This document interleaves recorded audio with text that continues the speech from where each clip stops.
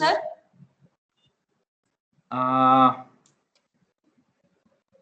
One minute.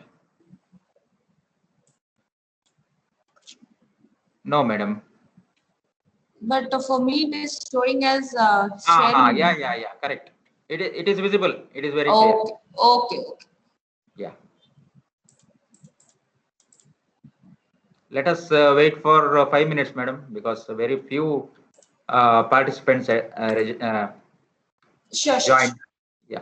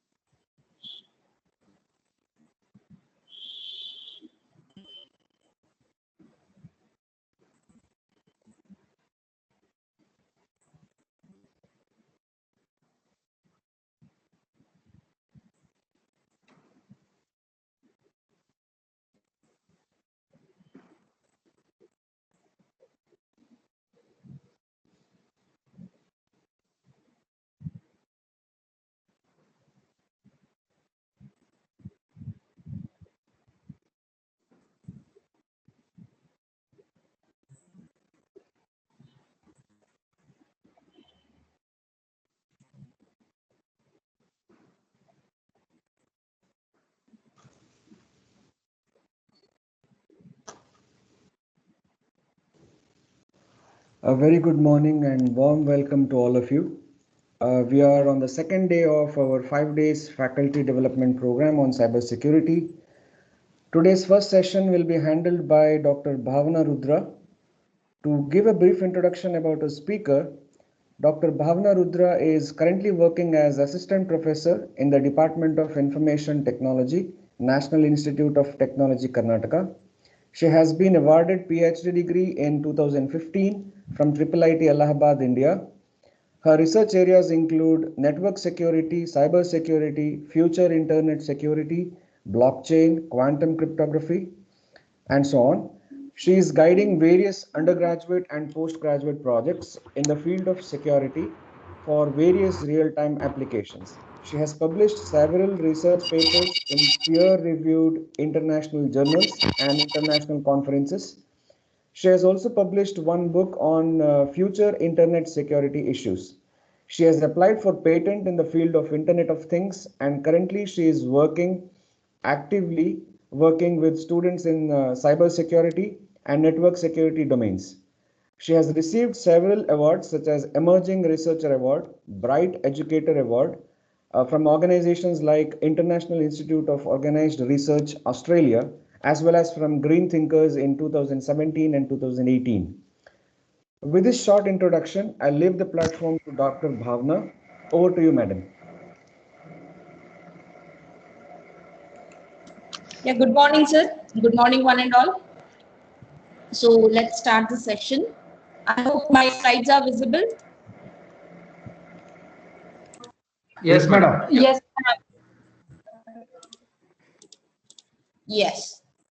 So let's start the session. Before entering into the intrusion detection and prevention system, let us be clear about what is the security components which are available, and what do you mean by what is the benefit for us with the security for a network, and how today's network system is going on, and moving to these small definitions of what we mean by intrusion response, recovery, prevention, detection, and all these things.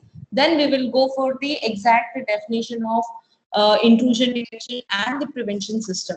Okay, the various methods which are available with the for the detection systems and for the prevention systems. Today, this is the overview of the structure which we are going to have in detail for further discussion. So let us start the session with the first topic, that is the components of the security. So what are the various components of the security? So the various components which comes into the cyber security or security in the cyber world, as we are dealing with the internet, so it is called as cyber security. So what are the various components we need to concentrate?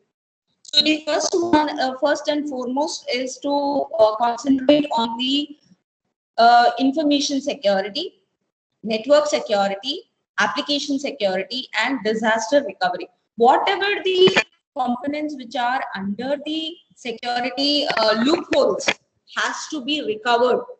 So once some intruder has entered into the system and he has done some kind of attack and performed some kind of operations in order to gain the access and in order to make the loss with the intention to do the loss for the user or the end user, we can say as the owner. So in order to have those illegal activities by the intruder in the owner system, so once it has been discovered, it has to be recovered also. So it is not like one time we have found that the intruder has entered into our system and we are left it out like that. Although we know that he is doing some mischievous things.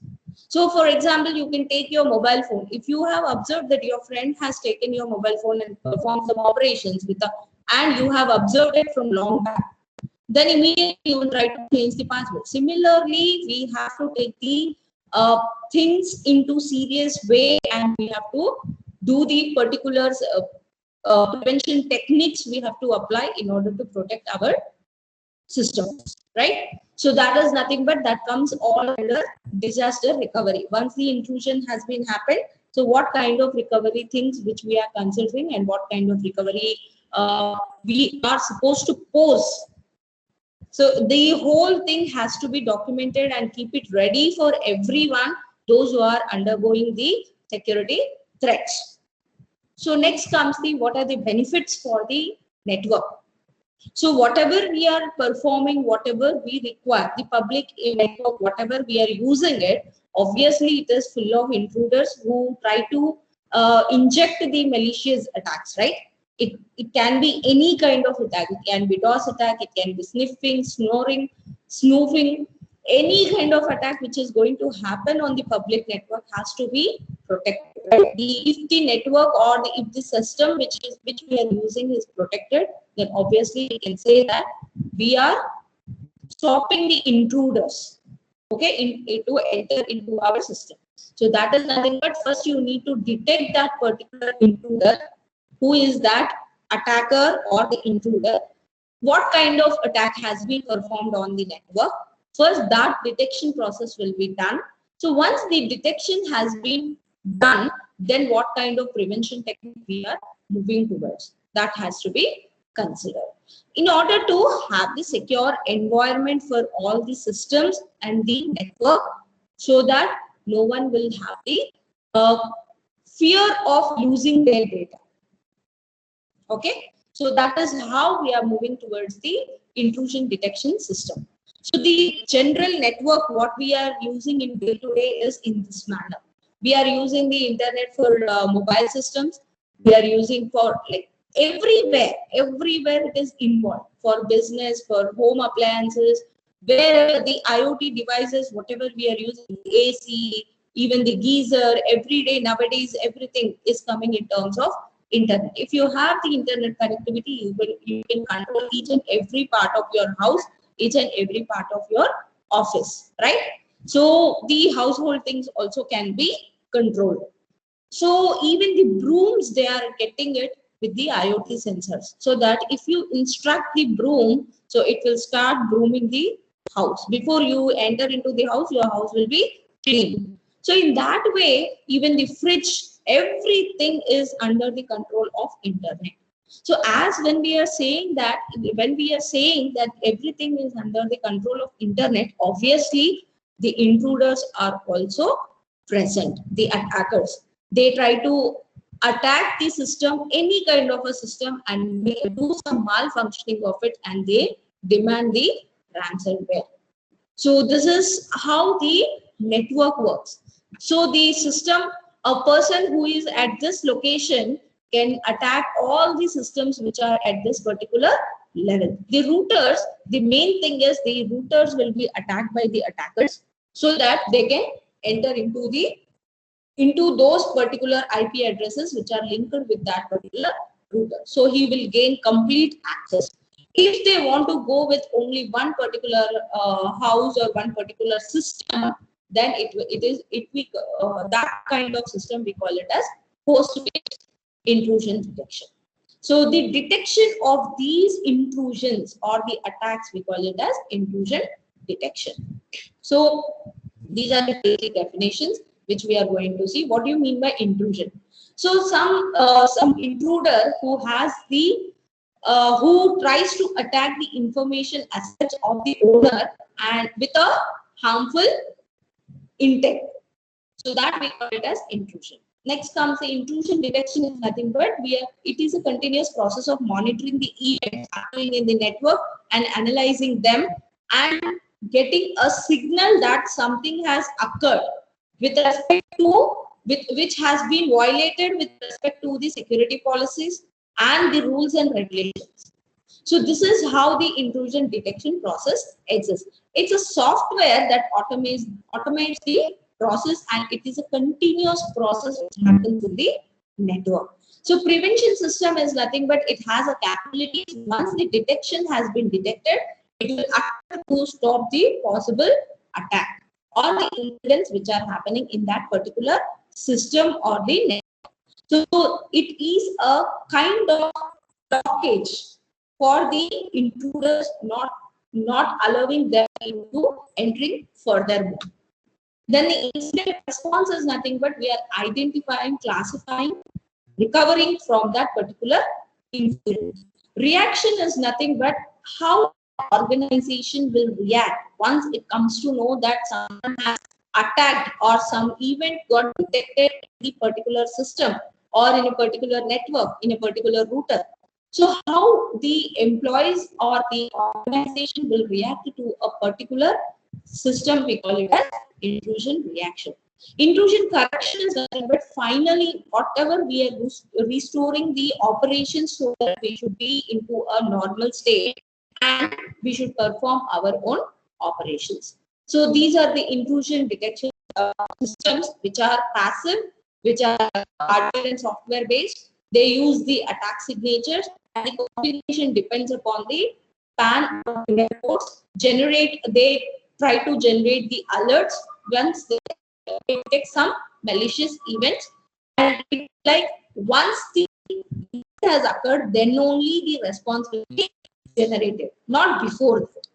So this is how the it works. We will see about this PAN and mirror reports in the further. Next comes the prevention systems. Prevention systems are also called as network defense systems, which are always will be inline in the network. So they are also hardware and software based. Even they use files so that they can compare with the attack stages and they can get the output.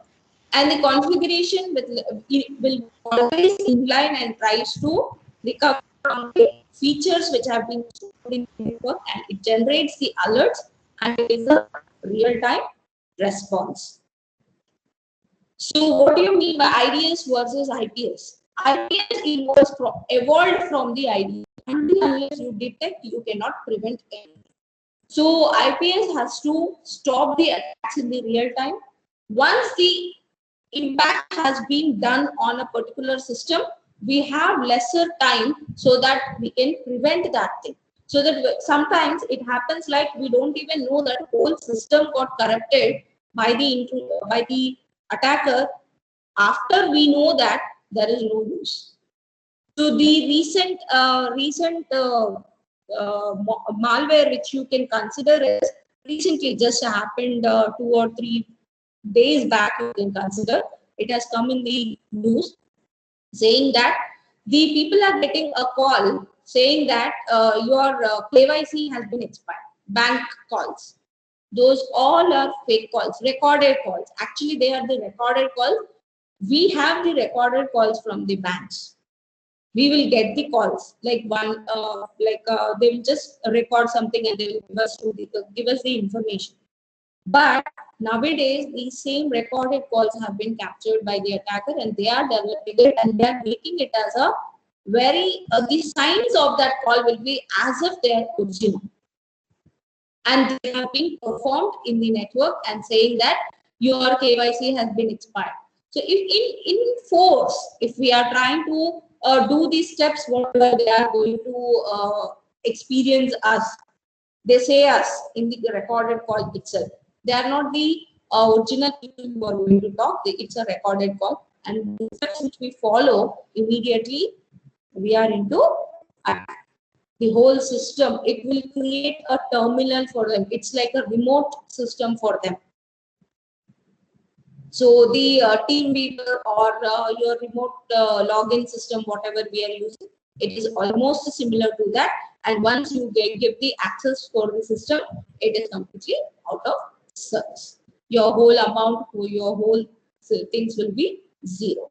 So that is how, I mean, even those kind of things, if the system's information has been encrypted, then it is very difficult to detect the intrusion process. So although we have the prevention techniques, although we have the detection systems, but still even the attacker can send he can bypass the detection and prevention process. So this is how the system will work.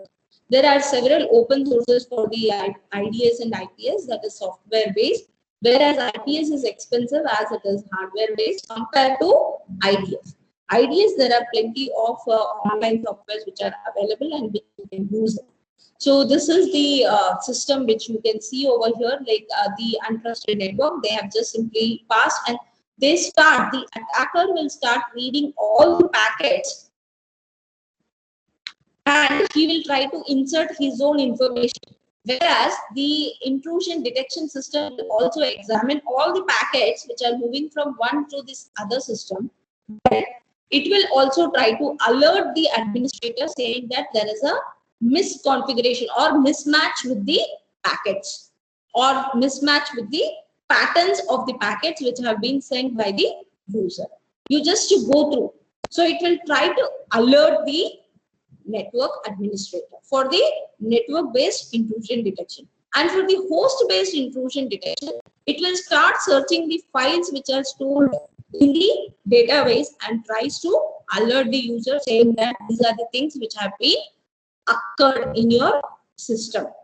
So the you can consider the detection systems as the antivirus systems, where they will try to scan your system and they will give you the detailed report of these are the various viruses, worms which we have found in the system, right?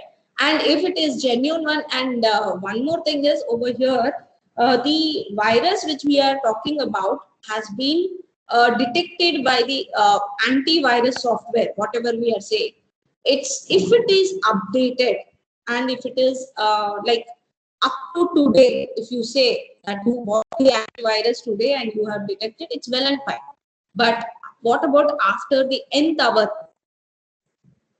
There is no particular software which will detect for 1 year, which will detect for 6 months, which will detect for 1 day afterwards. So till today, it has been the day when it has been released, only they have considered till that particular day only. They have analyzed all the patterns and they have developed the detection system. So the best detection system which you can consider is your antivirus softwares. So they will try to detect your systems like host-based systems. I'm not talking about network-based. I'm talking about the host-based system. So once you get the things, you will try to prevent them. You try to erase them and you will try to dump them, right? So why we should go for the IDPS? So first and foremost thing is in order to decrease the risk of the attack, so that you can discover the attack well in advance and you can avoid it or punish that particular based on the importance how much you are giving for that particular thing. So if you are just like a normal user or just a business, if you are going for a business or a normal user, they will just use the antivirus, they will just delete it and let it go and they'll proceed with their work. But if it is deal with the business, then obviously the attacker has to be caught and he has to be punished. So it has to detect the attacks and other security, any kind of security violation. That is the rules which have been written and which have been accepted by each and person in the company. Can you mute your mic, whoever it is? So once it has been detected, if the rules which have been allocated and has to be followed by the company, if provided, obviously an alert has to be sent to the administrator.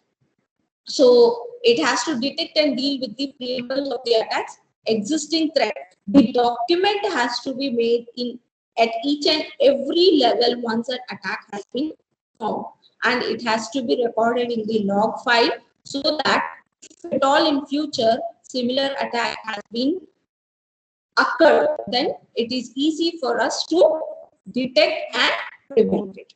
Okay, so in that way we have to collected this set of log files so that it has to be stored at one particular place. Whenever we are seeing a similar pattern, it will be easy for us to prevent that particular detected event. It should act as quality control for the security design and administration, especially for large and complex enterprises. So the quality control for the security design and administration, so that it should not give more burden for the company that you have to install this, you have to do this, there are almost 20 to 50 steps in order to install one particular software. Then it is of no use. People won't show that much interest. Whereas plugin software, if we are getting it, then it will be easy for us to move ahead, right? So in that way, we are moving towards the So we are moving towards the detection system. And it has to provide useful information about the intrusion that it is placed or that is going to happen. That is the future prediction of the systems. So the based on the previous history, if at all there is some future predictions which the log files can do, then it will be helpful for us. So in short, we can say the uses of IDPS is nothing but they are identifying the possible incidents, they are identifying the security policy problems, document the existing threat, and deterring the individuals from violating the security policies. The key functions of the IDPS is nothing but they record the information, they notify the security administrator, and they produce the reports for the observed events for the process. So the IPS technology, these all are about the IDPS, right? Combined. So how the IPS is different from the IDS? So the IPS will stop the attack. It will change the security environment. It won't, once something has been detected, immediately it has to change the security environment. So it will change the attack content, right? So in this way, once and PS prevention system will always come into picture when there is a detection. Until unless detection happens, we cannot even go and do the prevention process, right? So in order to have that, once it attacks, it will try to stop that particular attack. It will detect it. Once it has been detected, prevention system will try to stop that. It will try to change the security environment in order to protect the further files or further damage, and it will change the attack's content. So sometimes the files will be changed based on the prevention system policies. You have given authority, you have given the complete authority to a particular system where you can see that if you see this kind of content, you can change the content to something else. You can encrypt, you can do some encryption techniques so that you can store the particular content. Okay. Next comes the IDPS technologies, which may use the methodologies to detect the incidents. That is the signature-based methodology, anomaly-based methodology, and stateful protocol analysis methodology. So stateful protocol analysis will be even in the types of IDPS. First, we will discuss of the signature-based and anomaly-based methodology. So when we are discussing signature-based detection is nothing but first it will have a set of log entries of the list of signatures or the list of signatures, and it will start comparing with the received signatures. So if there is the comparison will be done with the log entry and the current operation which is happening.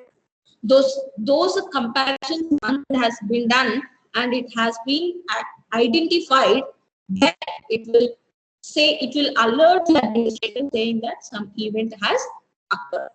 Okay, so that is how this entry will be happening. So once this happens, the signature based is nothing but the based on the previous log entries whatever we have. Whereas anomaly based is a process of comparing the definitions which have been given by the activity against the observed behaviors. So whatever we have, the set of rules which we have defined, and it has been observed some X person is violating those rules again and again. So it is not taken with comparison of with one incident. It will be compared or it will be observed several times. Then it will be notified. Then only it will be notified to the administrator for further action. So it is like it has the set of profiles which represents the normal behavior of such users or the connections. Then these profiles, once it tries to monitor all the profiles which are present with it, and if it detects there is a typical activity which is happening from so and so time, then immediately it will try to indicate or alert the administrator for further action. So in overview, we can say that signatures are based on the current exploits, that is your malware, worms, virus. Okay, so it will try to detect the malware, spyware, and other malicious programs. It is a bad traffic detection and traffic normalization. Whereas anomaly detection analyzes the TCP and IP parameters with respect to the normalization it performs. With respect to the fragmentation and reassembly, it tries to analyze the packets with fragmentation and reassembly concept, whatever we are using in the header and checksum problems. So this is how the signature and anomaly based detection will happen. So the telnet which attempts with the root username, which is a violation of the organization security policy, or an email with free pictures in the subject line and the attachment of a file name as freepics.exe. Generally, that is also one of the reasons that even the emails, when you try to send some .exe files, it won't allow to send it. So this is a kind of, it will try to detect that .exe files as signature based intrusion detection. So it won't allow that files to pass it. There is some other reason behind it. This is one of the reason where it will say that .exe files cannot be sent, as it will be treated as a signature based detection. So the benefits of the signature base is nothing but it is a simplest detection method based because it compares only the current unit of activity using the string comparison operation. Whereas anomaly detection, it can be very effective at spotting the previously unknown threats. So because it is based on the behavior, as it compares each and every time the behavior of the network, so it will be easy for us to spot the unknown threats. So types of IDPS technologies are nothing but network-based, host-based, stateful-based, wireless, and network behavior analysis-based. So all these things one by one we are going to see. So first one comes as a network-based. Monitors the network traffic at a particular segment. It's nothing but it will try to fetch the traffic and it will try to analyze network and application protocol activities in order to identify any suspicious activity.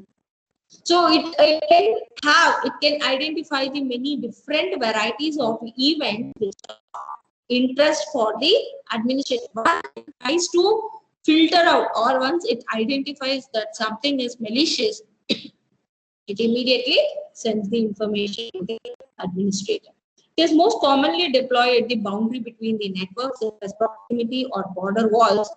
Example, whatever we are discussing, this one that I'll show you in diagram. So it will be installed at the border of firewalls, VPN servers, remote access servers, and wireless network. So it resides on the computer or appliance connected to a segment of the organization network for the signs of attack. When examining the packets, the network-based IDPS looks for the attack patterns. So why we are going for the attack patterns? It is based on the whatever the packets which we have specified, the fragmentation, normalization of the packets. So these are the packets which we are going to send in the network. So all the packets will be examined. But indirectly, there are some disadvantages of network-based IPS.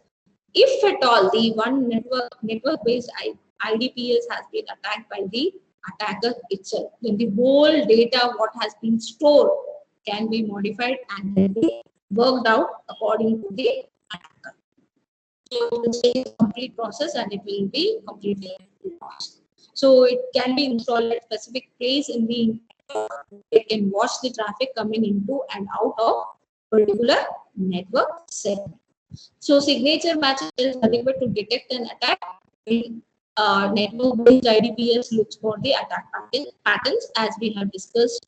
So it will be done by using the TCP/IP stack.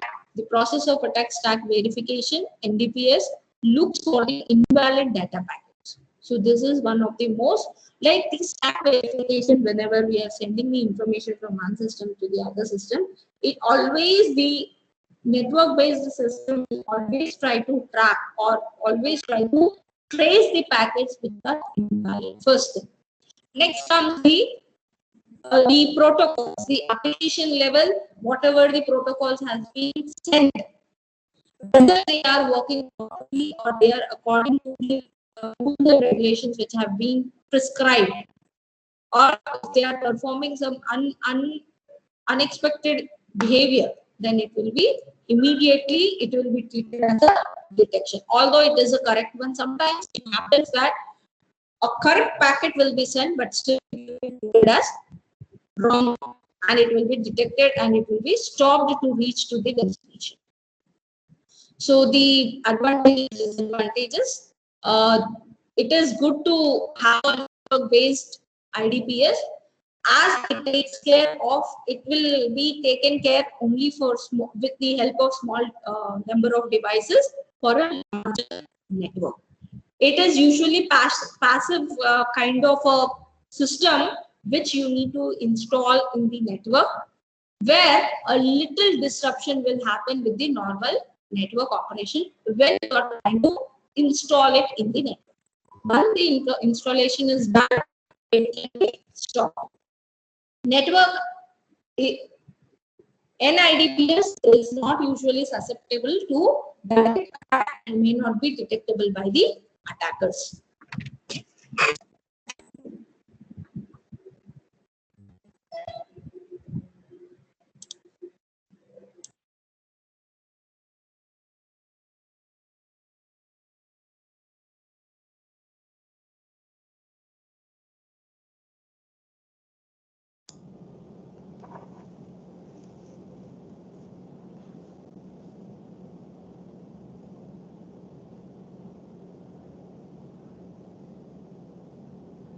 Ma'am, your voice is not audible. Hello. Madam, you are muted. Bhavana ma'am, you are muted. And I think presentation is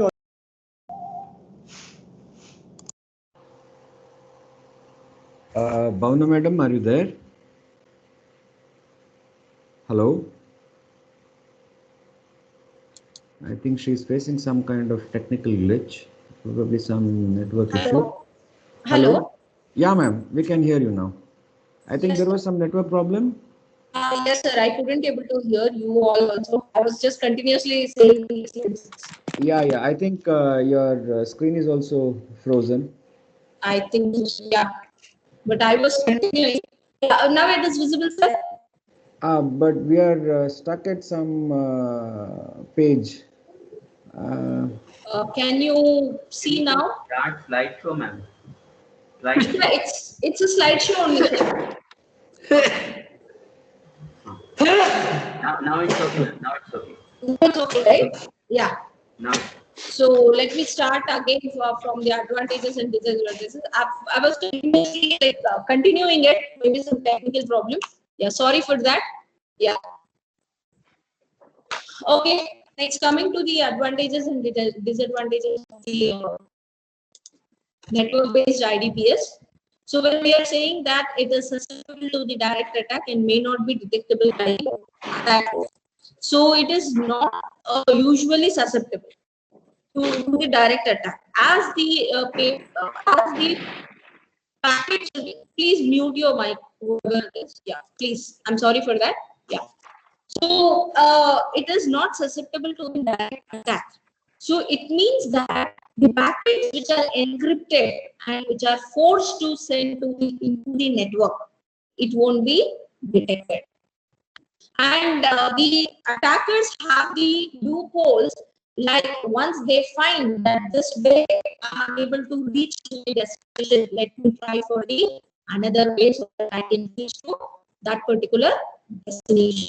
In that way, it will start moving from one system to a particular destination, but selecting the routers in a different fashion.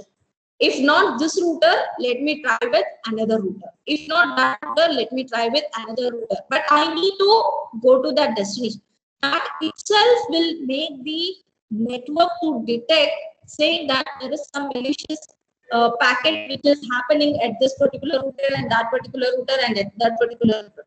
If they observe the same packet at these three routers, the IDPS, which is IDS, which is present at that particular router, will able to detect, and immediately they will try to alert the administrator.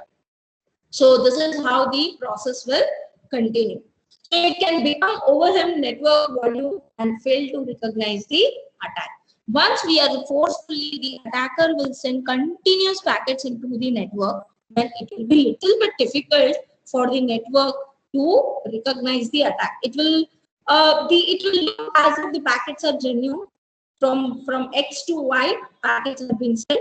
So they will feel that the packets are genuine, and they will start sending it from one system to the other system. So they won't able to differentiate that whatever the packets which have been sent is the hacker packets. So it requires access to all the traffic to be monitored. So as it is here itself, I can say that this is one of the loopholes the attacker can get into. So it gives the, as it requires access to all the traffic which has to be monitored, that traffic can be captured by the attacker itself. So as I have informed, it cannot analyze the encrypted packets. It is not reliably certain if attack was successful or not. So once the attacker has the grip, so sometimes the attacker may feel that the attack has been happened. It will filter the packets, it will try to capture them and hold it within the log file. So in some way or the other way, it will try to stop, and sometimes it won't able to analyze them. So it will leave the traffic into the destination system. So some forms of the attack are not easily discerned as it is involving the fragmented packets. So the encrypted packets and the fragmented packets, if they are present in the network, then it is little bit difficult for the network-based IDPS to detect event, intrusion event. Next comes, this is how we are going to have the network-based IDP at this particular before the firewall and after the router before it enters into the host-based IDP. So host-based, so these are the host-based intrusion detection system. So we are trying to have a protection. If you observe, the firewall itself will try to filter much of the attacker's data. Next comes the network-based IDPS, where it tries to filter and capture and track the information. And next comes the host-based IDPS, where again the capturing of the data, or although we are providing this much security for the system, still the attacker is able to enter into the systems and capture the information. So this is how the system occurs. The security levels we are increasing, but still the attackers are coming up with the new levels of entering into the destination and spoiling the or capturing the information, or sometimes they are even damaging the complete system or the important files where the file or folder is existing in that particular system. It will be damaged or removed. So next comes the host base. It will try to monitor the characteristics of a single host, so that the whatever the events which are occurring within that particular host, it will be analyzing it so that it can test it can alert the suspicious activity to be captured. If there is some suspicious activity or the events which are happening in that particular system, they are unable to, it feels that some activity has been occurred, some event, unknown event, or some which is not trained by that particular IDPS. If some unknown event has occurred, immediately it will try to alert the user. So your host base are nothing but the best example which you can take is your antivirus. So the examples of this is nothing but the host based IDPS might monitor network traffic, system logs, running processes, application activity, file access and modification, system and application configuration changes. So host-based are most commonly deployed on the critical hosts such as publicly accessible servers and access and servers containing the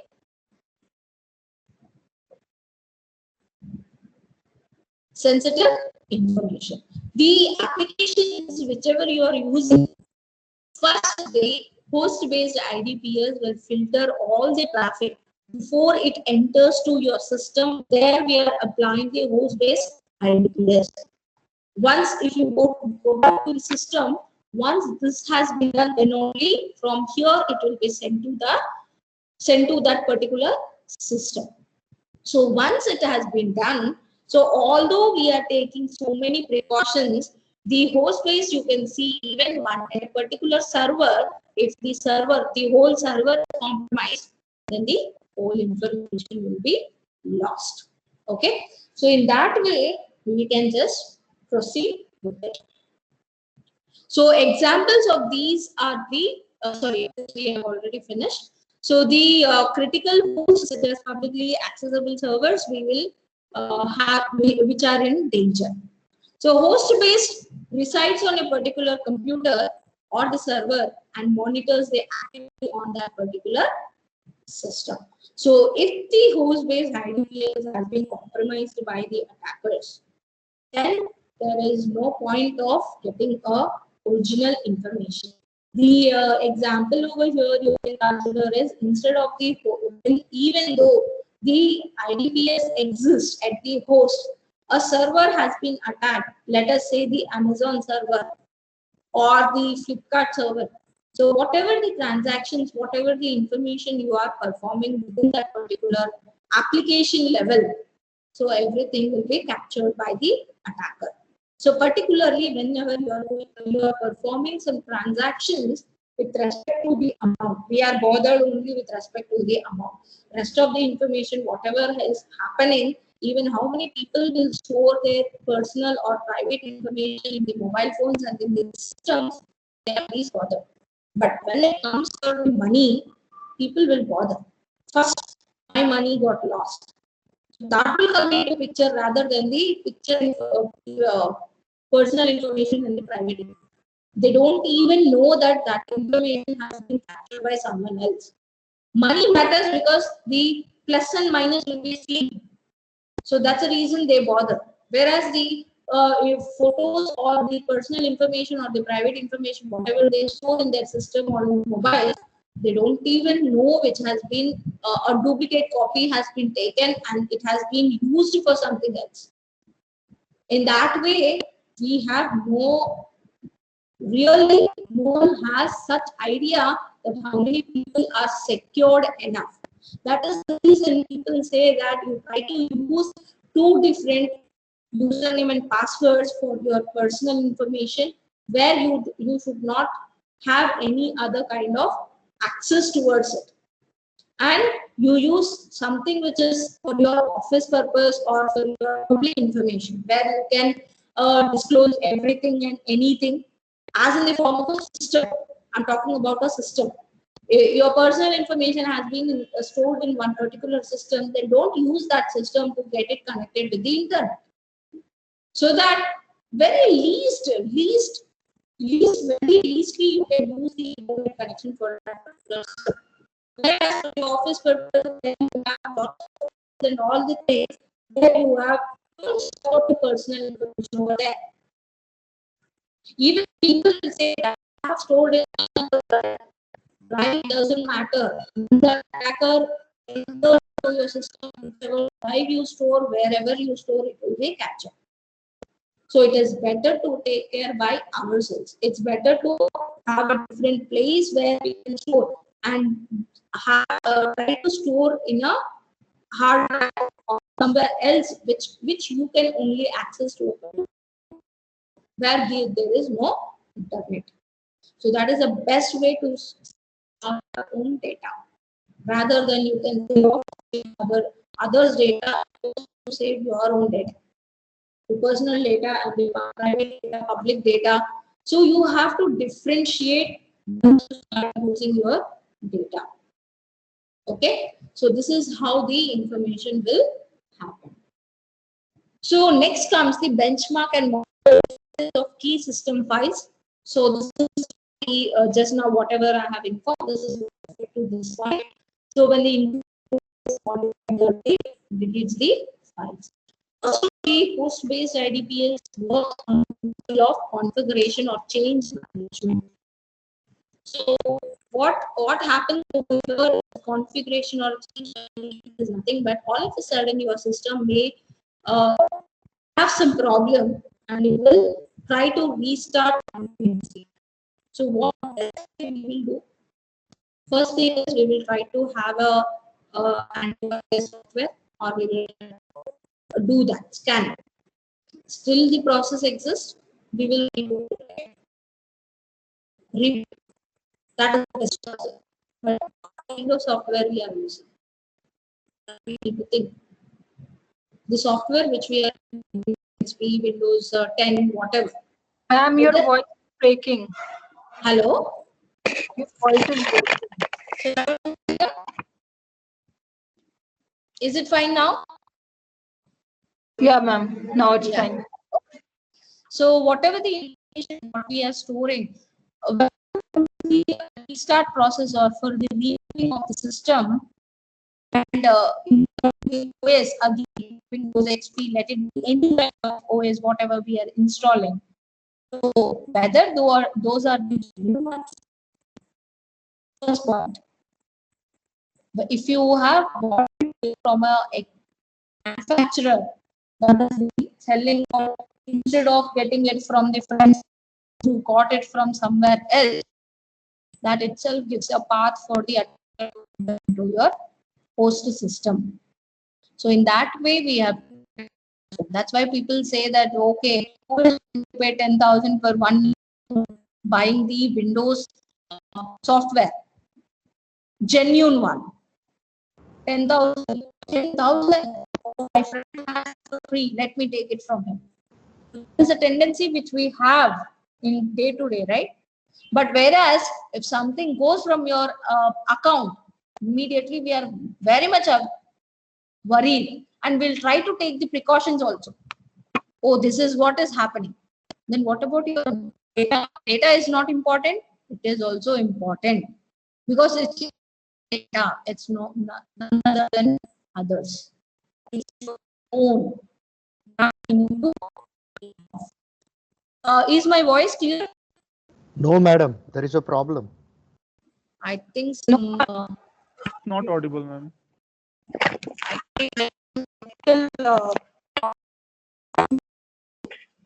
Now is it fine? No, still not.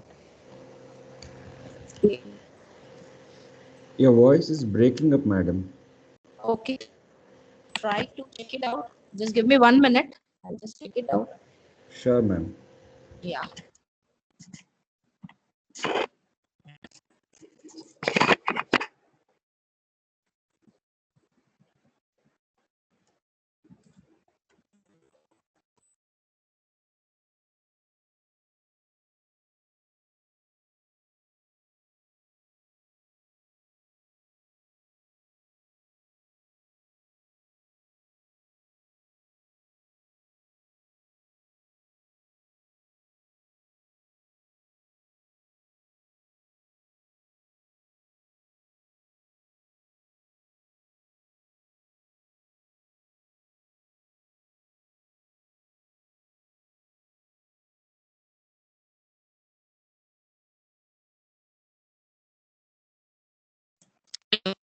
Fine, sir.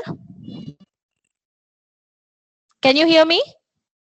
Yes, ma'am, it is better now. Yes, ma'am, it's better. It's clear now. Yes, ma'am, better. Yeah.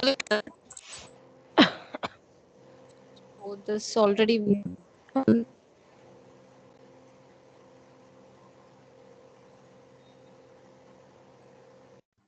Yeah. So, the advantages over the net, usually it can be installed so that it can access the information encrypted when over the network. The whole information we can have your network. We can ensure network is okay. Next comes local events on the host system and detect the attacks that include a network base. So those who have passed the network based IDPS by the host based IDPS. Madam, problem persists. Uh, sir, I don't think know there why. is some network issue, ma'am, because we are not able to hear your clear voice. Okay, but the network is now like, no one is using the internet in our department, so it is full. Just now I have inquired. That's the reason they have told that no one is using it.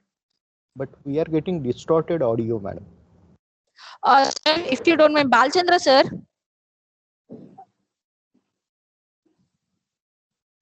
Ma'am, Today, he's in a meeting. I'm Akshay okay, here. okay. Yeah, Akshay. So can we have a session on Google Meet instead of Teams, because Teams will consume more bandwidth compared to Meet.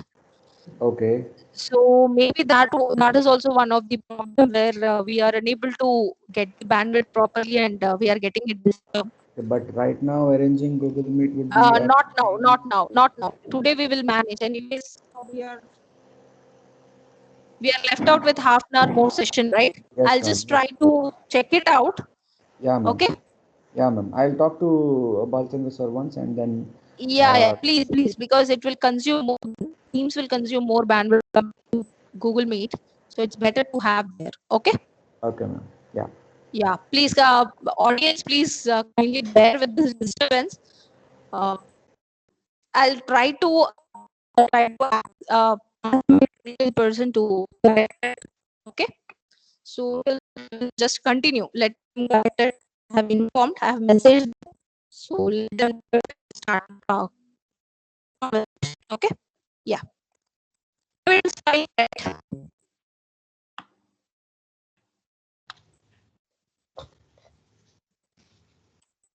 Hello? You are not audible, ma'am. Okay. Now? Yeah. Yes. Yeah. No. Then I'll just continue. Yes.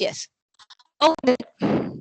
So when we are discussing like about the local events on the host system that may elude our DPS, functions on the host system where encrypted traffic will have been decrypted and is available for processing. So on the host system, as we have informed that the network-based systems uh, will not able to filter the encrypted packets, right? They won't able to detect the encrypted packet. So now, hello, can you mute? Yeah.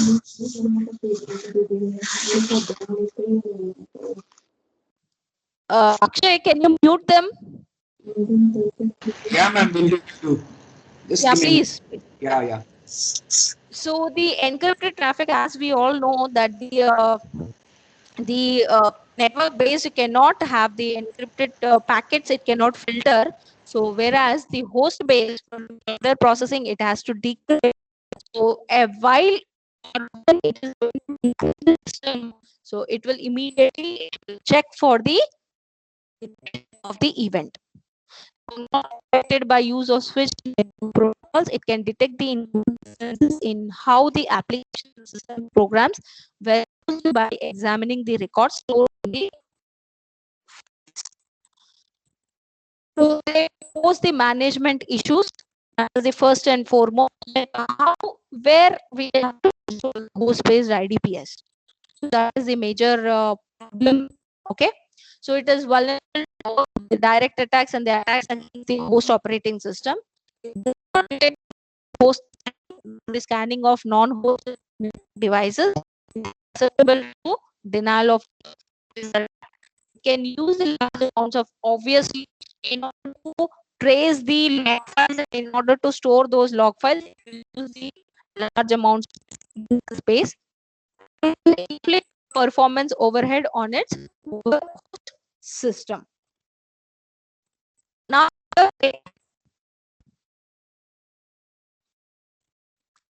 yes.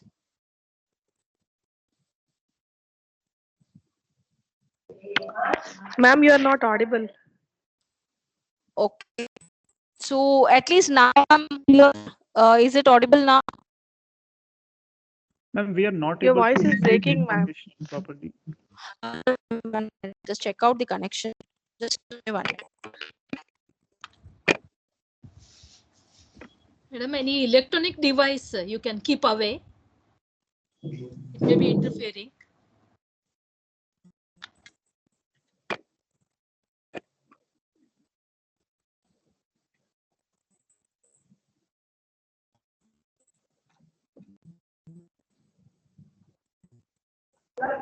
Hello, ma'am. If you are using any kind of headphones or earphones, maybe the issue is with that. Can you please directly talk to the system without the headphones or earphones?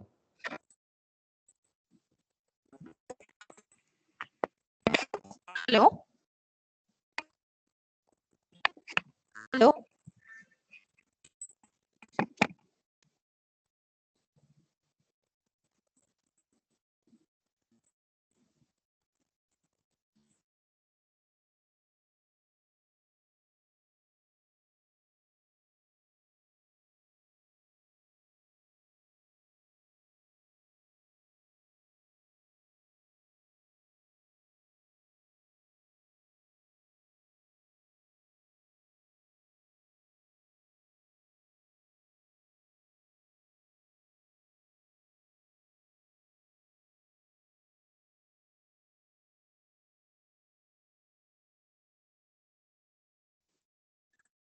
Hello?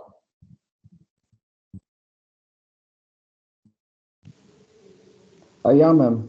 1 second, I'll make you presenter. Yes. No, it is audible, right? Yeah, ma'am. We can Yeah, hear it you is. now. Yeah, Yes, it is audible. yeah, now it will come. Yeah. Ma'am, I've made you presenter. Okay, I'll just share my screen. Yes, ma'am.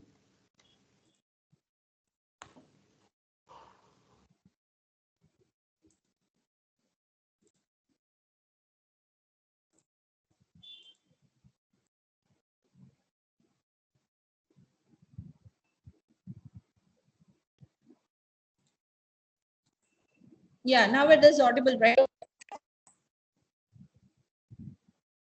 Yes, ma'am. Yeah, then I'll continue. Okay. Yeah. So we have done this. Yeah, the wireless. So the monitor monitors the wireless network tries to analyze the protocols to identify the suspicious activity, whatever be IDPS. It will first try to check the traffic which is being transferred in the network. It will try to capture that particular traffic and try to analyze any suspicious is exist or not. That is the main motto of the IDPS. So once the detection has been done, then the prevention process will come into picture. Here we can say that even in the wireless, like wired, wireless, whatever way we are transferring the information, first and foremost is the each and every packet, whatever we are sending in the network has to be protected, has to be forwarded and has to be protected in the network. So it will give the confidence for the users that the information is safe and secure. Okay, so in order to identify the suspicious activity network, then we are moving towards the network protocols. Okay, so that the UDP or the TCP which we are using for the traffic has to be verified for each and every packet. So it is most commonly deployed within the range of the organization's wireless networks to monitor, but can be deployed in the locations where unauthorized wireless networking could be. So over here, the range, whatever we are fixing, okay, within 1 kilometer, whoever systems will come into picture with the connection of wireless Wi-Fi. So they will be connected and they can send the information to any other system. So if that kind of thing happen, then obviously all the traffic packets, whatever it is sending in the network, then whether connection wireless network properly, no.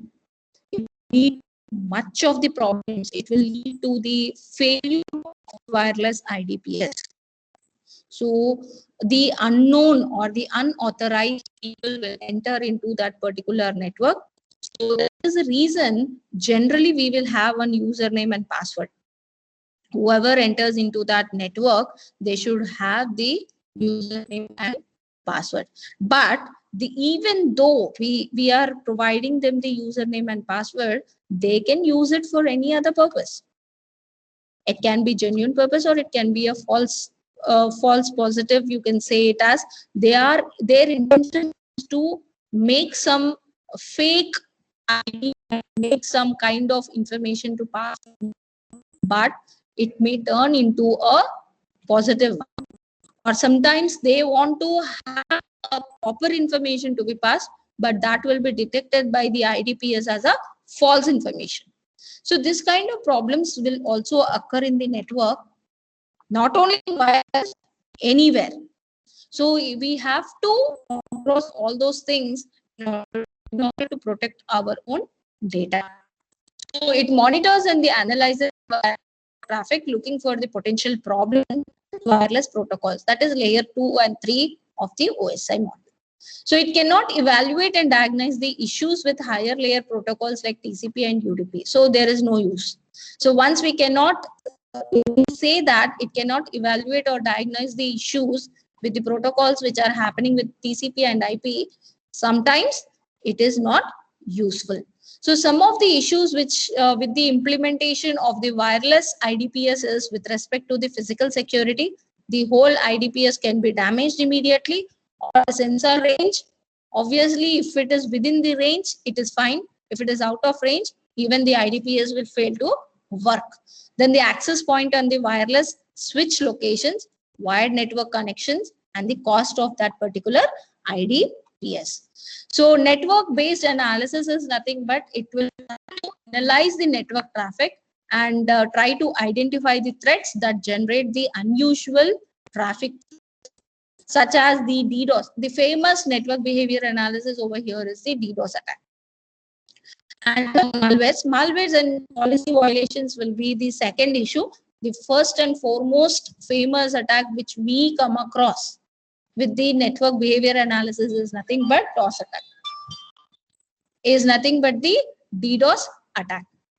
So NBA systems are most often deployed to monitor the flows of the information which is within the internal organization, and also sometimes they try to monitor the flow between the organization of the network along with the external networks. So this is helpful whenever we deploy to monitor some of the information with where the organization flow is with respect to the internal network organization, that is internal organization flow, and sometimes from the internal organization the external network also has to be, the complete network behavior has to be analyzed in order to detect an unusual event.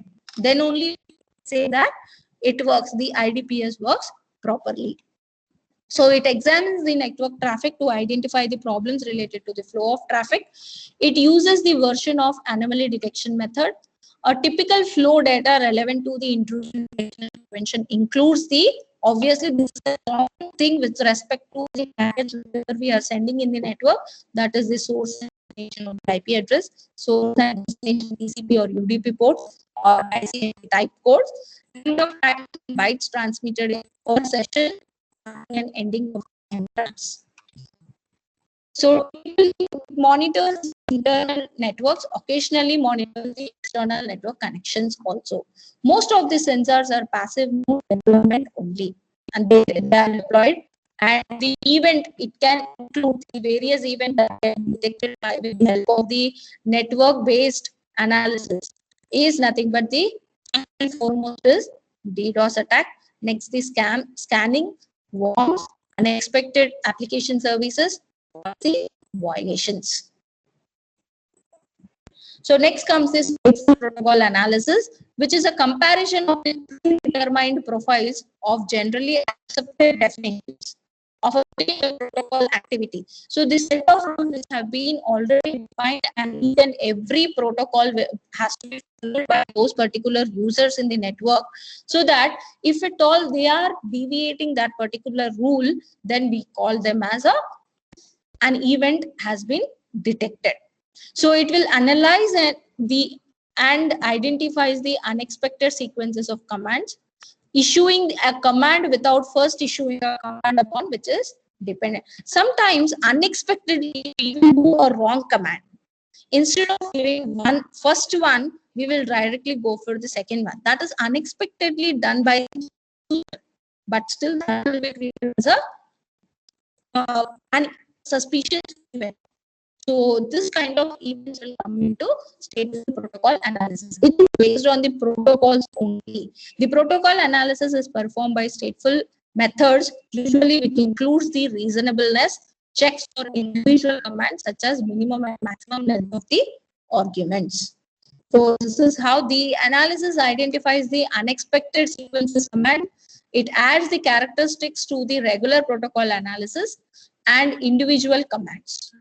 Try to compare all the predetermined profiles with generally accepted definitions of each bending protocol activity for each protocol against the observed events which happens in the network.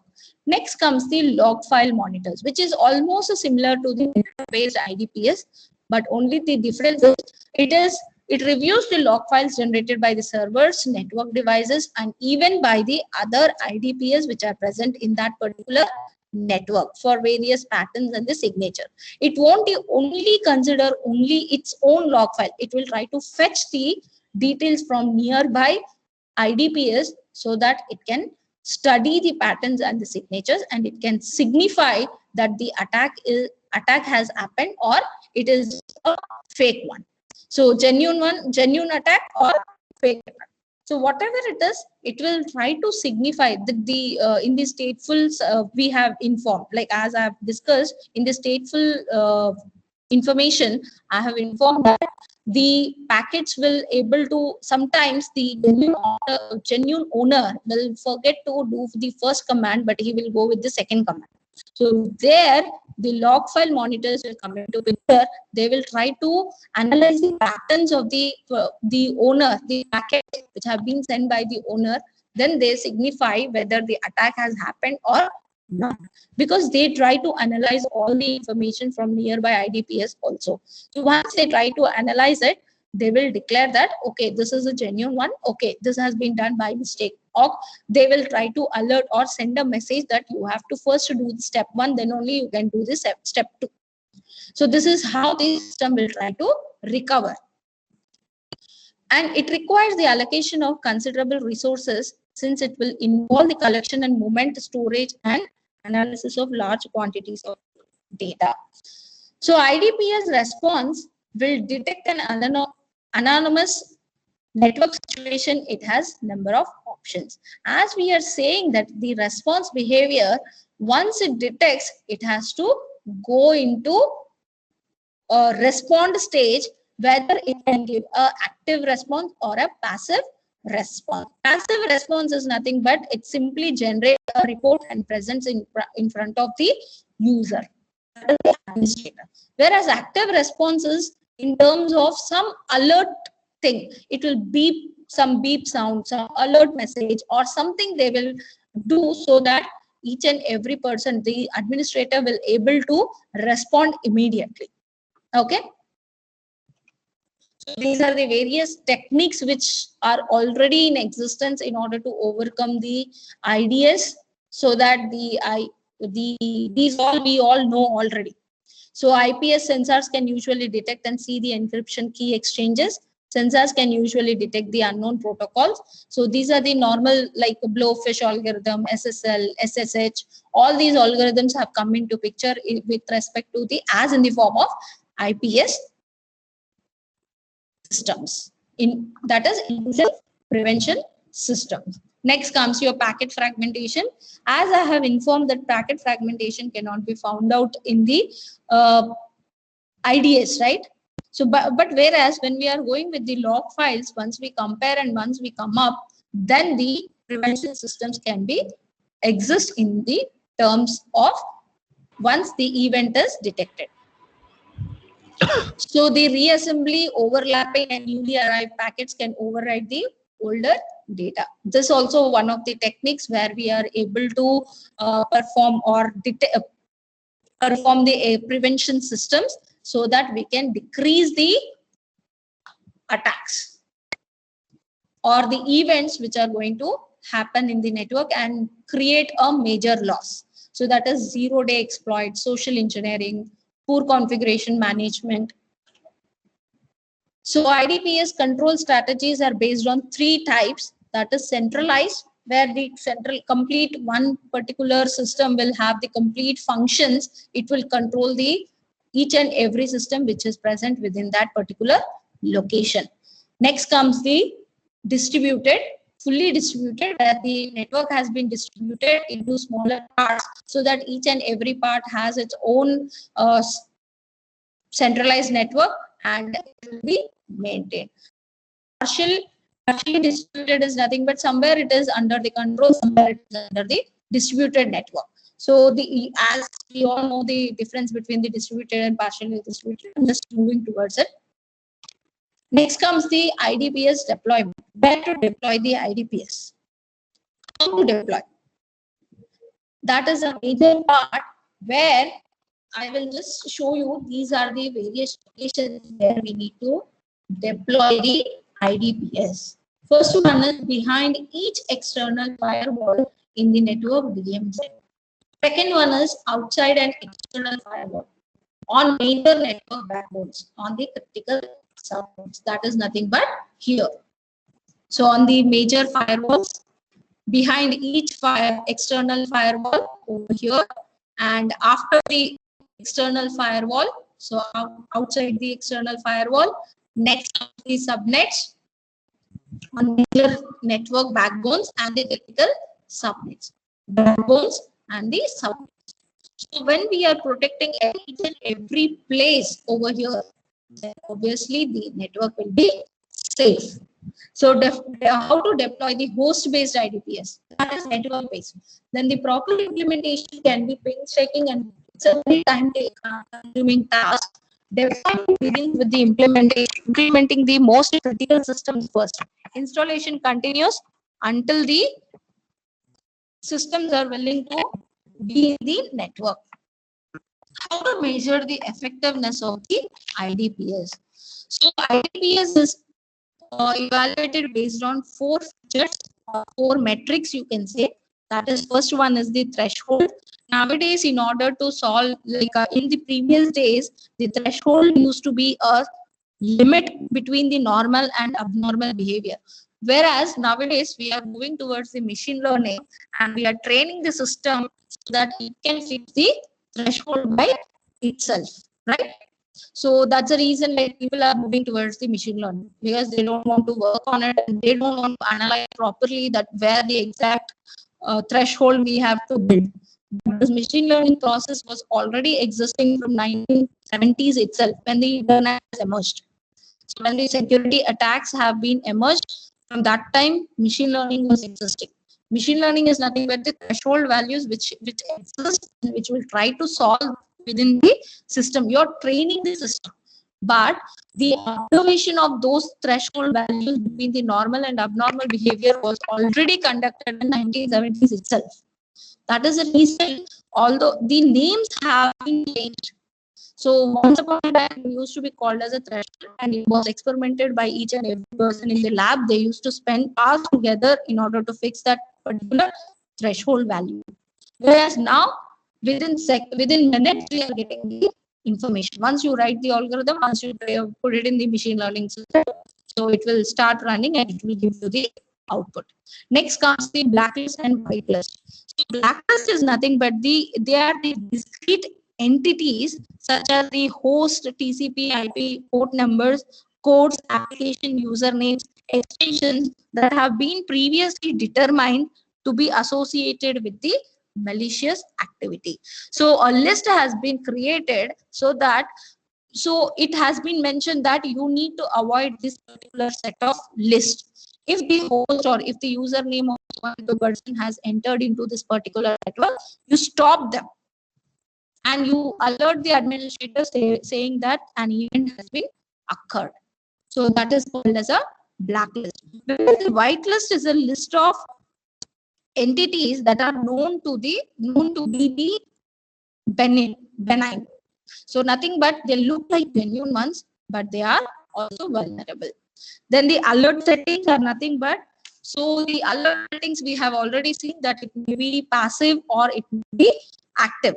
But when we say it is active, so the toggling of the system on and off or setting a default priority so that it will alert the administrator in some way or the other way. We are supposed to, by sending an email, by a message, or by into a mobile or any kind of source, so that it should alert it should ask the administrator to take the immediate action. So that is called as alert setting. And next comes the code viewing and editing. Code viewing is nothing but the technologies will permit the administrator to see some or all of the detection related information. They have usually they will have a limited signatures, but some of the technologies will allow the administrator to see the additional code and the programs which are used to perform the stateful protocol analysis. So here the code viewing and editing with respect to the stateful protocol analysis. So that will work with that. So these are the 4 parameters which will be considered in order to evaluate the IDPS. Evaluation of the IDPS must be read as 100 Mbps per second is able to detect the 97% of the directed attacks. Then we say that IDPS is good enough. Or else it doesn't work. Then we have to replace it and we have to reprogram or we have to develop a new IDPS. Developing this collection of TDS, most IDPS vendors provide the testing mechanisms that verify the systems of performing as expected. Some of the testing process will enable the administrator to record and retransmit the packets, record and retransmit the packets from a real virus and worms with incomplete TCP/IP session connections. Conduct a real virus and worm scan against an invulnerable system. So, with respect to IDPS, in order to stop the attacks on the network and the host system, the researchers have come with the solution of developing the honeypots, honeynets, and the padded cell systems. So honeypot is nothing but they are creating a particular system. They are making that system available for the attackers so that they can secure the whole network of the organization. And when we talk about the honeynet, it's a collection of honeypots connecting these several honeypots on a subnet. Honeypots are designed to divert the attacker from accessing the critical information, collect the information about the attacker's activity, encourage the attacker to stay on system long enough for administrators to document event and respond. So this is the example. You can just go to the internet and you can search over here. You will get the complete kit, you will get it. So padded cells are nothing but the honeypot has been protected so that it cannot be easily compromised is called as padded cell. Some kind of protection we are providing towards the honeypot so that attackers should feel that it is a genuine system. They should not feel that okay, it is the honeypot. Let us stop the attack on the system. Let us go and attack the original system. So in order to protect the original system, we are developing a padded cell towards the honeypot so that the attackers will able to get they will get compromised towards it. Okay. In addition to attracting the attackers and with tempting data, the padded cell operates in tandem with the traditional IDS. So when the IDS detects the attackers, it seamlessly transfers them to the special simulated environment, that is nothing but the honeypot or the honey net. So these are the advantages of honey nets or honeypots. So honeypots will be effective at catching the insiders who are snooping around the network. Attackers' actions can be easily and more extensively monitored. Administrators have time to decide how to respond to an attacker, and they can divert to the targets they cannot damage. So these are the disadvantages. Legal implications exist with the devices when we are going towards the honeypot or honeynet. Honeypots are not yet being shown to be generally useful technology, security technology. An expert attacker, once diverted into decoy system, may become angry and try to launch complete uh, organization systems to get damage. So that is also a problem which exists with the honeynet and honeypots. Administrators and security managers will need to have high level expertise to use these systems.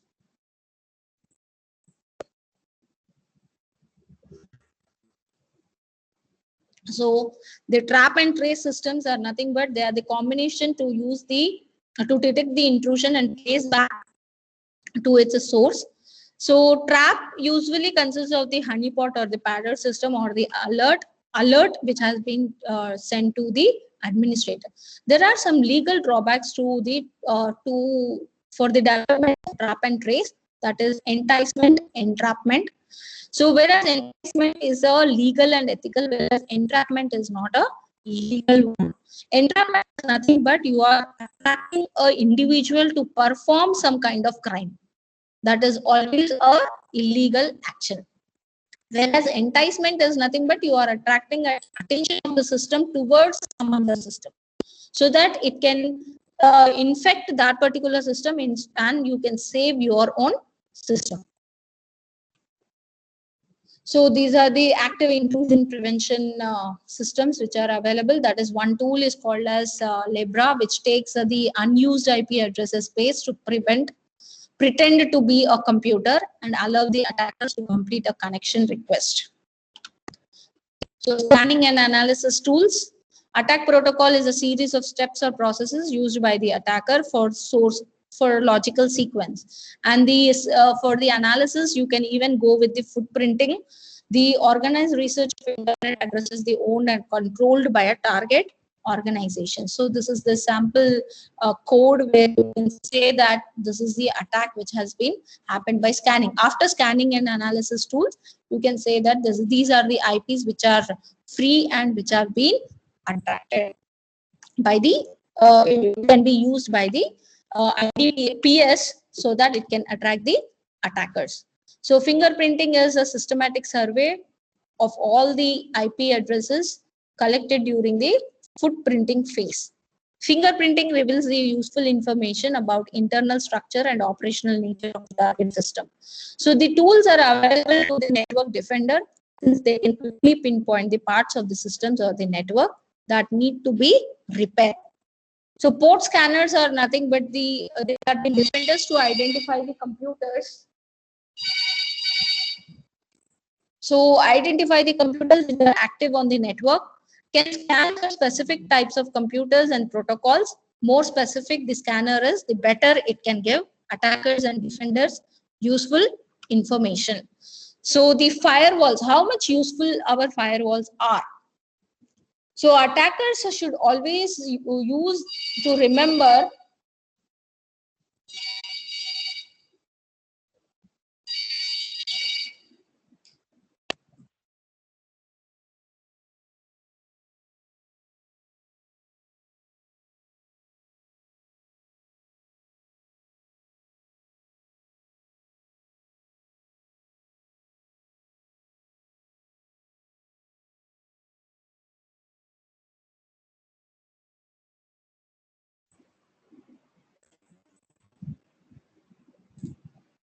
Yeah, I'm sorry. Yeah. So in order to defend a computer or a network, it is necessary to understand the ways that it can be attacked. A tool that can help the close up and open a poorly configured firewall will help the network defender to minimize the risk from the attack. So there are OS detection tools are also available in order to protect the system from various attacks. So they use the networking protocols to determine the remote computer OS. Detecting a target computer OS is very valuable to an attacker. So these are the vulnerability scanners. There are passive vulnerability and active vulnerability scanners which are available. Passive vulnerability scanners will able to listen it on the network and determine the vulnerable versions. And whereas active will scan the network for highly detailed information and initiate the traffic to determine the loophole in the network. So packet sniffers are nothing but they collect the copies of the packets on the network and analyze them. They provide the network administrator with valuable information for diagnosing and issues. To use packet sniffer legally, administrator must be on the network that organization owns and be under the direct authorization of the owners of the network and have the knowledge and consent on the content creators. So these are the various wireless security tools. See, wireless security toolkit should include the ability to sniff the wireless traffic, scan the wireless host, access the level of privacy and confidentiality afforded on the wireless networks. It spends its time securing wired network and leaves the wireless networks to operate in any manner is open in itself. So these are the strengths and limitations of the IDPS.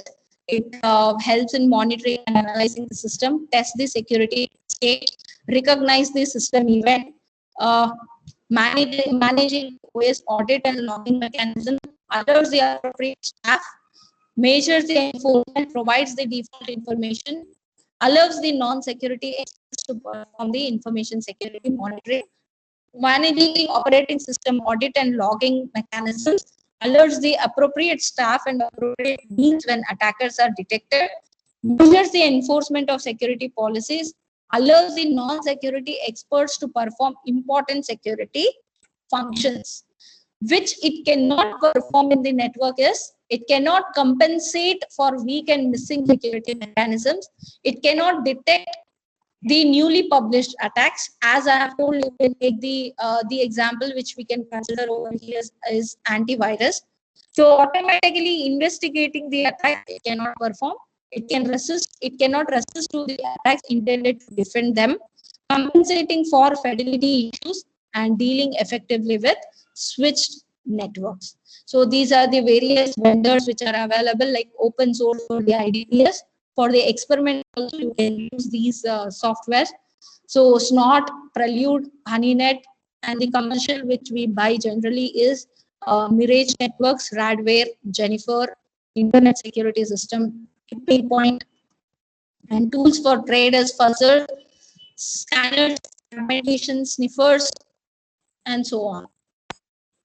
So about the future of IDPS. So once we come up with many security appliances, it should be actually a one application where it will provide many services. That should be the motto of the IDPS. Whereas now what we are doing is, currently what we have is one event will be detected, so one antivirus will come. So based on the previous history, we are just moving towards it. But what about the next? How to predict what kind of event is going to occur in the next another minute? That we are forgetting. So that we are supposed to take care. IDPS will have to continue to lose market share. IPS includes the malware, spyware, AVG, which are gaining the market share. So when we are comparing with the IDPS and IDS and IPS, IPS is gaining the market share, whereas IPS is losing. Because once we are thinking that once we take the antivirus one, let us scan. So now the market people, even the business people have come forward and they started selling the antivirus and all these things, but they are incorporating the ideas within itself. That is the reason it displays in front of us, and sometimes it takes its actions and sometimes it asks whether you forcefully will you allow this to get destroyed. So that is the reason the security awareness is also increasing. Attacks are getting sophisticated.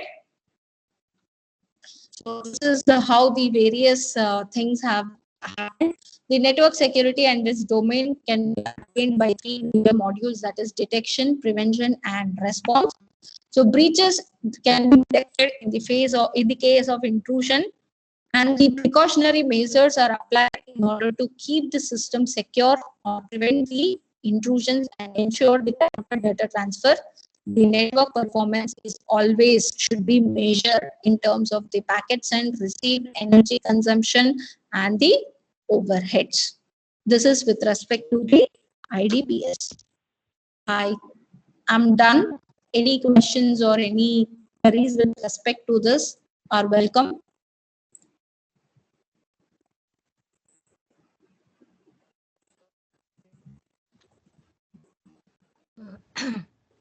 Hello, madam. And Am I audible?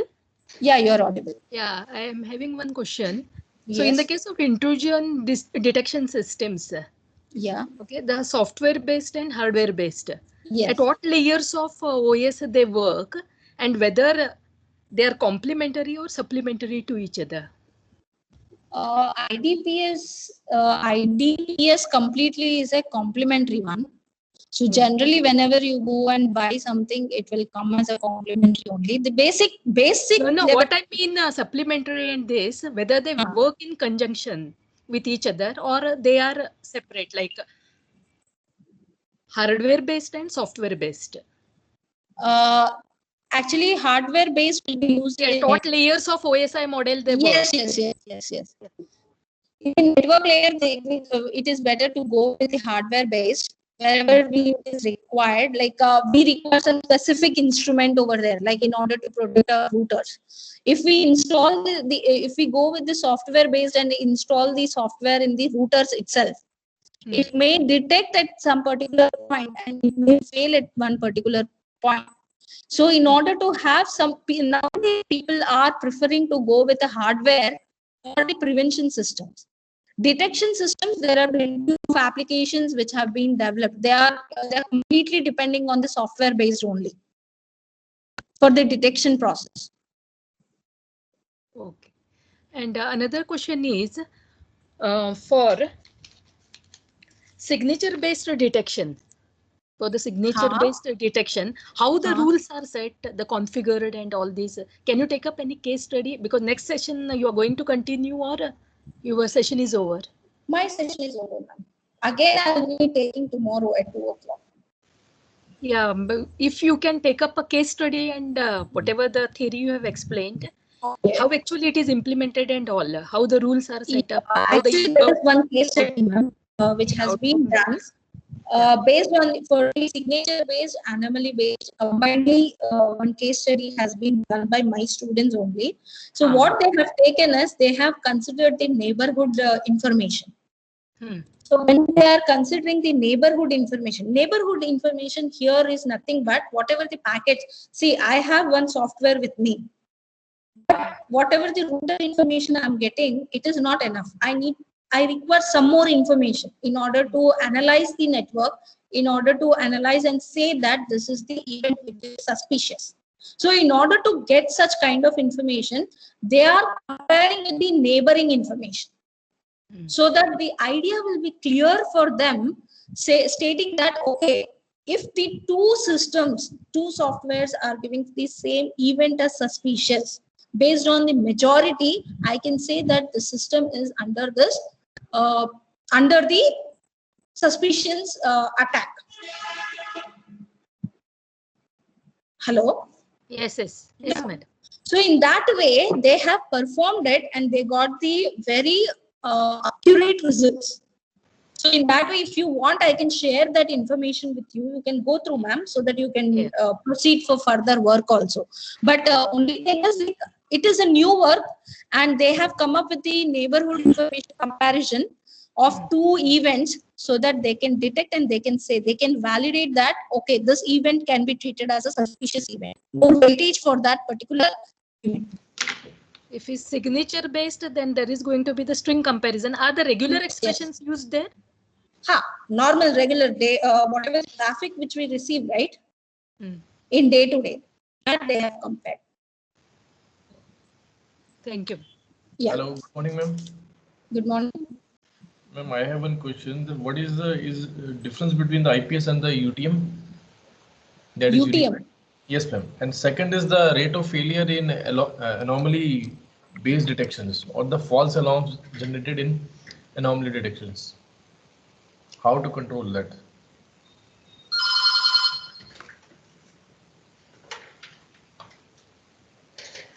Hello.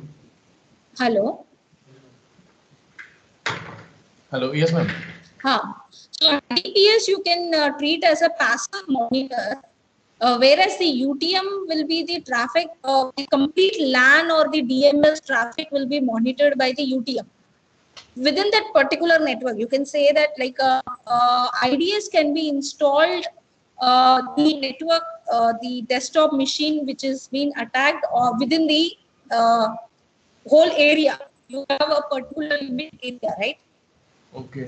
Whereas the UTM will be like only to that particular which is staying within that particular LAN and within the building, so that it will be helpful to detect from which IP or from which system the system the events have been introduced. It will be easy to know. Okay. And the second question, can you repeat, sir? I haven't. Actually, my question was basically in anomaly detection, the behavior of the users is matched with Profiles, the, yeah. yes, ma'am, pre-setted behavior. In that case, there may not be more chances of a false alarm, false failures. No, they will. Yeah, they may not be, but it has been observed that based on the continuous behavior changes, like if some person is continuously, the best example I can take your own organization. Sir. Really, someone is entering into your system, and he is continuously coming in front of your system, and you are doing your own work. You are least bothered about what others are doing, but the other person, he is just observing it. One day or the other day, you have observed the same words, whatever you have typed on your system has been repeated by a third person. Not the same person, but from the third person. Then the first question which will arise is, what kind of work I'm doing, only I know. How did that person came to know? Right? First question. So similarly, the behavior of these systems within the network will be analyzed in the anomaly. So it is a continuous process where from where the third person has got the information, the kind of observation what you are performing, right? That can be treated as the anomaly detection process. Okay? Yes, ma'am. Yeah. Okay. Thank you. Yeah. I hope I have cleared your question. What is the role of soft computing in IDS? No.